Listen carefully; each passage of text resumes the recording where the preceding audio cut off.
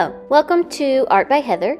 In this video, I'm going to be painting the most difficult Studio Ghibli scene I could possibly think of. It's also one of my favorite scenes, to be honest. I've seen a lot of people painting from Studio Ghibli movies, and I think it's actually a really good idea for learning color and learning perspective and learning just how to paint in general. So for this painting, I'm going to be using my Miya HIMI Gouache. I just recently did a review style kind of unboxing and painting using Miya HIMI for the first time. I had never used gouache before that video, and it's a really fun one if you want to go check that one out. It's kind of relaxing. You get to see all the colors being unboxed and stuff. And I actually talk about the brushes that come with that set. I don't really like them too much, and they actually kind of got ruined by leaving them in the case. They got all cracked. So I won't be using those brushes. I'll be using my own set of brushes instead. These are the brushes that I often use for my watercolor, so I figured they would be good for gouache too. The brand is Artify. I'll link them in my description in case you're interested in trying them out for yourself. So far, I like them a lot. They hold their point really well, and to do this painting, there's a lot of little details. So I definitely needed to use brushes with a really sharp point on them. Now, this is only my second time using gouache, like ever in my life. And I don't know what I was thinking by choosing this scene, other than just the fact that I really like this scene. It's really hard, and there's tons of detail. And I think it took me like 2 or 3 hours just to sketch out this scene in my sketchbook, which is like ridiculous. I didn't have any tracing paper, otherwise I would have just traced it and redrew it in my sketchbook. It would have been a lot faster since really the whole point of this was to practice with my gouache and kind of learn how to paint with gouache. But apparently I wanted to learn how to sketch as well. So it definitely would have saved me a lot of time by using tracing paper, but it also gave me some probably needed practice with drawing because I'm not the best with drawing. I don't really like drawing. I would much rather just paint something until it looked better than sit there and try to draw and erase and draw and erase. But either way, we got it done. One of the corrections I've made this time is using watercolor paper, and I think that was definitely a good decision because in my unboxing video, I used a sketchbook that's really for more dry media. I do a lot of acrylic painting in that sketchbook, which works out great, but I noticed with the gouache, the gouache was like sucking into the paper, and it was just not a very good painting experience. I learned a lot from using this Studio Ghibli Scene. What makes scene studies so vital to learning how to paint is the fact that you don't have to worry about what colors to use, you don't have to worry about lighting, you don't have to worry about color theory and whether or not certain colors are going to look well next to each other or in the same scene, because they've done all that work for you. And since they've done all that work for you, you can literally just focus on painting what you see. And it's a lot different whenever you use like just a photograph, because you can go and take a picture of something, but if you're not a photographer, you don't really know how to get the lighting right and the angle and make sure there's enough shadow to where things pop the way that they should. And all of this stuff you can learn. But until you learn that, doing scene studies like this can really give you confidence and just really teach you stuff that you wouldn't really think to learn on your own.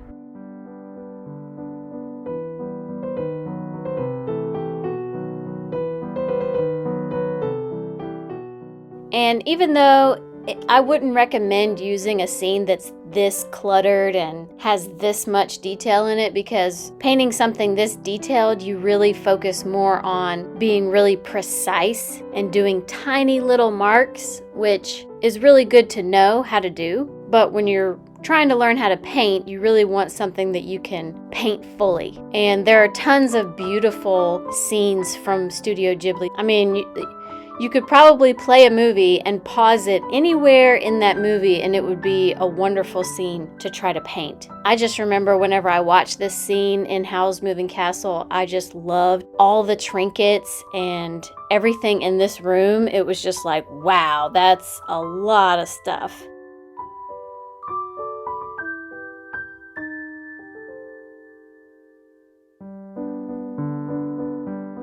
And I did learn a lot from painting this, especially using gouache for only the second time ever. I feel like this time when I used the gouache, I kind of painted it a little too watered down. I almost turned the gouache into watercolor, which is fine. I mean, you can do that. I really feel like by the end of this, I could have gone back over with just straight gouache, with using less water in the gouache, and made everything stand out a lot more. But then again, I don't know, because when you layer on the gouache on top of each other, it kind of runs together and becomes a little muddy, especially depending on the colors that you use. So where you can layer this, like watercolor, you can't really layer it. I mean, you can make it darker, but you can't really take one color and put it on top of another color and expect to see the two different colors at all. They pretty much just blend together or create a really dark area. And with the gouache, you can do that, but I think because I had it so watered down, it was kind of mixing together a lot easier and creating kind of a muddy look, especially on their faces. I painted over their faces like 3 or 4 times to try to correct myself each time, because each time I felt like I was kind of muddying it up. And by the end of it, I mean, their faces look okay. And they're so tiny in the picture that I can get away with it, I feel like. But especially the really light colors, like even the sheets that he's in, they're this cream color and they have some shadows on them. But when I tried to create the shadows, it almost just looked like a dirty spot in the sheets instead of looking like a shadow. And that's probably also due to the fact that I am an acrylic painter. I've painted with mostly acrylic like my entire time painting. So I was kind of trying to use the gouache a little bit more like I would use acrylic paint, which you can kind of do, but not fully. So it was definitely a learning curve for me. I'm glad I did it. It taught me a lot, and I do feel a lot more confident with gouache now. If you watched my unboxing video, I do a painting towards the end of that video, and it was really challenging for me, and it didn't really turn out great because I felt like I was fighting the paint the whole time. And when I was painting this Studio Ghibli scene, I didn't feel like I was fighting the paint as much, especially by the end. I think I was learning how it was reacting whenever I would paint on top of each other and using certain colors and different levels of water with the gouache. It was a pretty nice experience, and by the end I felt a lot better doing it. And I eventually just had to stop myself because there was so much in this scene that I just couldn't paint it all. I would have spent a month trying to paint everything. And when I initially started this scene, I really wanted to paint everything in the scene. I had no doubt that I wouldn't be able to paint everything. I wanted to paint literally everything.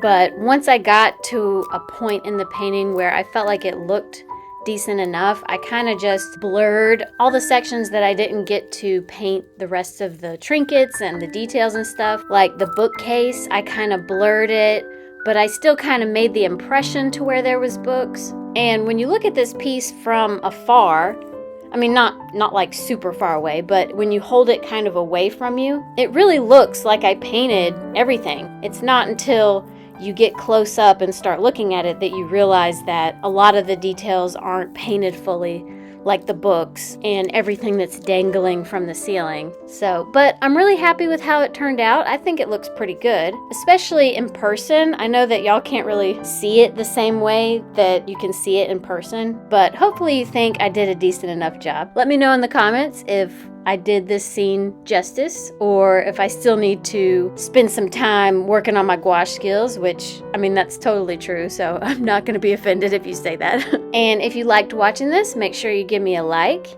And if you'd like to follow my art journey, you can subscribe. Subscribing just kind of bookmarks my channel for you in the future. I might come out with another video that you want to watch, and it's easier for you to find me. And again, if you're curious about any of the art supplies I use, I always leave a link in my description box. And if you want, you can watch one of these videos next, and I'll see y'all next time.